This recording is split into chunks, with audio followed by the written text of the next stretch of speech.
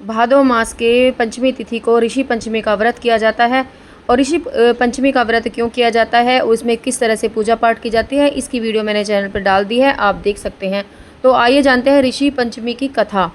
विदर्भ देश में एक सदाचारी ब्राह्मण रहता था। उसकी पत्नी बड़ी पतिव्रता थी, जिसका नाम सुशीला था। उस ब्राह्मण के एक पुत्र और एक पुत्री थी। विवाह योग्य होने पर उसने समान कुलशील वर के साथ कन्या का विवाह कर दिया। कुछ दिनों के बाद वह विधवा हो गई। दुखी ब्राह्मण दंपति कन्या सहित गंगा तट पर कुटिया बनाकर रहने लगे। एक दिन ब्राह्मण कन्या सो रही थी कि उसका शरीर कीड़ों से भर गया। कन्या ने सारी बात माँ से कही। माँ ने अपने पति से जब कहते हुए पूछा, प्राणनाथ, मेरी साध्वी कन्या की यह गति होने का क्या कारण है?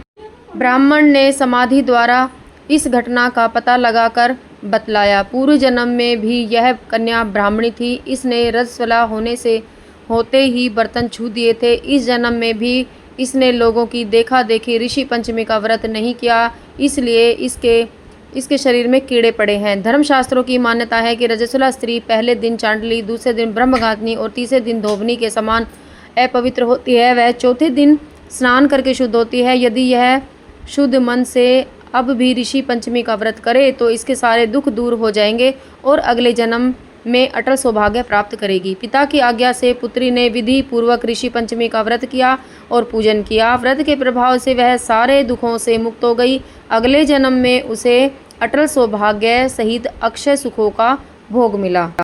बोलो गणपति बापा की जय। इसी के साथ ही वीडियो समाप्त होती है।